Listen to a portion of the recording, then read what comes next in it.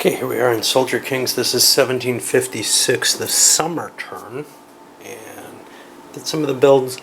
People built some more boats. The Spaniards replenished their army.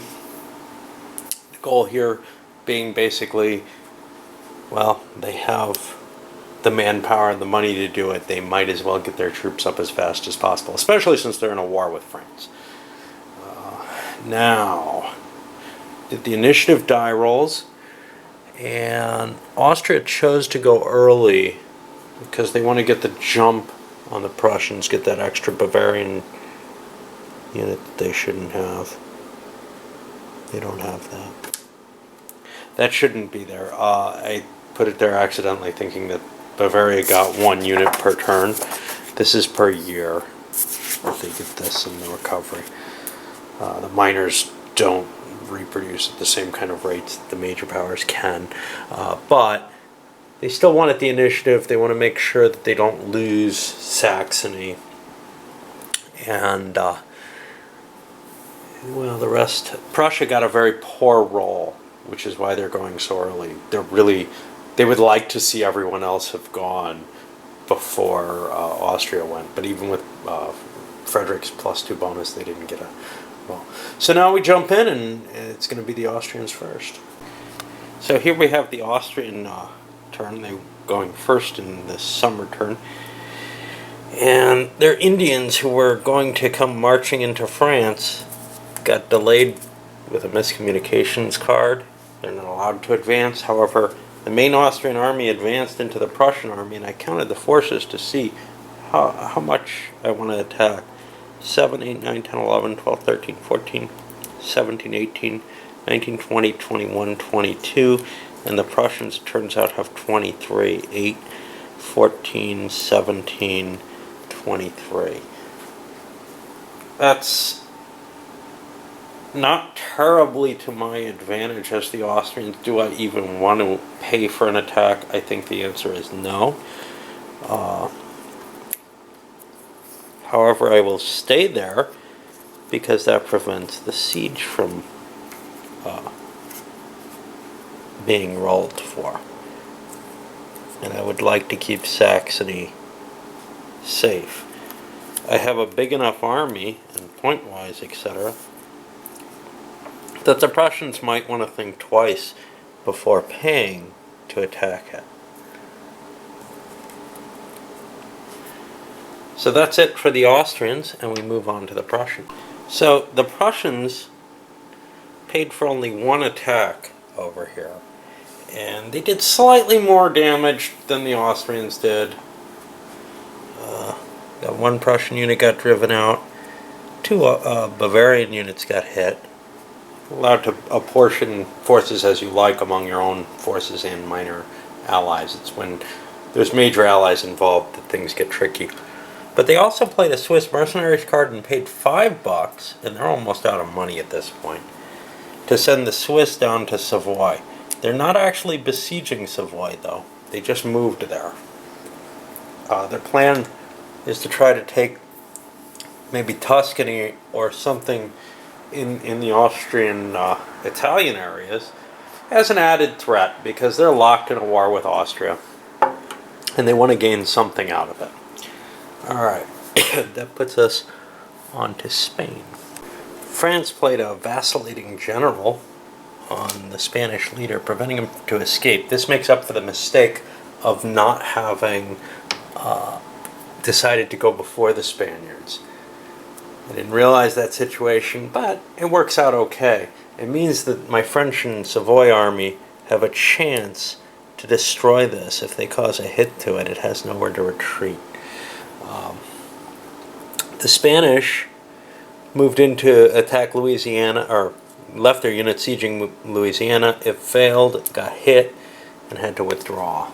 Okay, so I realized I've been cheating by forgetting to roll leader loss checks, and I rolled them for here. The Austrians lost Brown because they lost 2 units, 2 steps there, and rolled an 11. So they lose one of their leaders. In this case it was Brown. He's out of the game permanently, and that's a big deal. There aren't a lot of leaders in this game, And looking at the rolls, I thought they'd come back, but they don't. They actually are gone permanently. Now I got to do the same check because the Russians launched an attack into Moldavia. And a few things happened here. Just before they launched it, they played false orders and bad intelligence and slipped the best Turkish unit out of the space.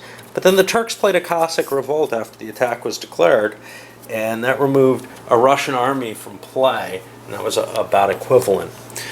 The battle was a slight advantage for the Russians, but then for losses, they also got a slight advantage there. Now let me check the Turk. He's at +2 to his die roll. He's not killed. Let's check the Russians. We start with the worst leaders because if they die, one death is all that you can have. So a +1, +1, and +1. All the Russian leaders survived as well. You can see how annoying this is, though, on top of whatever die rolls there are for the battle themselves. There's no siege possible because the Turks are still there.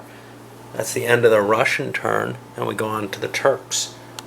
The Turks paid for 2 rounds of combat, and in the first round, they played local assistance, which gave them 5 extra strength points for the battle, a lot of extra dice. That was kind of a surprise. Now that still plays into effect, so the Russians are going to retreat for that second round. They'd be wiped out if they had. Actually, they had to retreat anyway. But this means that the Turks have relieved that siege for whatever value there is to that. It's not really likely that the Russians would have been able to take Moldavia. It's kind of this pushing back and forth without much happening. You're hoping to wipe out the enemy's forces, but it's really hard to get a grasp on them because they can withdraw so easily. Alright, so that's the end of the Turkish turn, and we go to the Dutch. And they probably aren't going to do much, but maybe. Okay, end of the French turn. They managed to attack Alvarez to score enough hits on his army to force it to retreat. They capture him. They did leader loss checks this time. They also continued their siege here, and now they've got 2 points on it. They need a third to conquer the territory. Well, it's up to the British to try to see what they can do. Things are not looking as bad for the French as they did before, even though the British are positioned here in the Netherlands. We'll see. Well, the English moved some of their navies around, and I actually kind of noticed this Savoy Navy, which I meant to break that pirate ship, and it went and attacked the pirate ship. The pirate ship fled eventually and made it into the Caribbean, where it serves as the protector for the trade that the British are going to be doing from there, which is fine. The British went after the Savoy ship. They also rearranged their ships so that they have shipping coming out of the Atlantic. They chose to pull their ships out of India because all they have there is Madras. Bengal actually has no way, even though it's a port city in actuality, it has no way of reaching by the rules of this game. It would have to connect up to Madras through an overland route owned by the British for them to get the points for this. I think that's possibly a typo on the map, that there should be a port there. I'm not sure.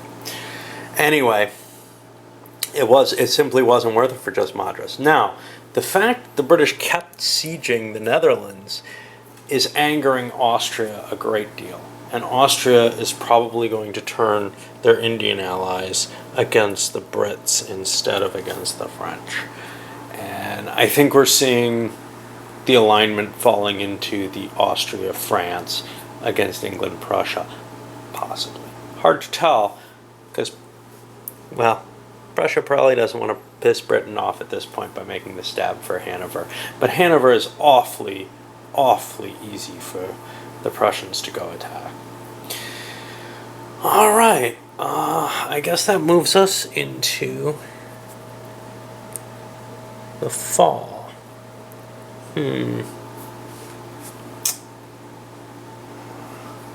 Alright, well, I'm here ready to actually start the autumn turn. I took care of some of the initial stuff, the purchase phase. And you noticed something I missed in the purchase phase before, which is that this is when you also recover the strength of units. And that's much, much cheaper than rebuilding units. So in general, whoever could has done that. We also see that the reinforcements came on the board, and you got huge piles of Russians and Turks facing each other. The chance of actually launching a successful attack this late in the season, it's fall, seems slim. So that's almost a matter of show more than anything else. Now the Russians, 1, 2, 3, 4, 5, 6, 7, have something like 8 pieces, maybe 9. They can actually support that here. The Turks can't support this big army here in Moldavia. It's just 1, 2, 3, 4, 5, 6. It's a 9 size army. They need to spread that out among 3 gold pieces to work. Now, somebody had, and no, they didn't. I'm going to wrap this one and send it up because it's about the length that I like, and it covers the summer rather nicely. Yes, I know I did a little bit of the fall. And then for the next one, I'll do the fall and winter. Hopefully I'll be able to get these down to 1 a year, but I'm not positive of that right now. So, up this one goes. I'll roll the initiatives and come back on the next video for that.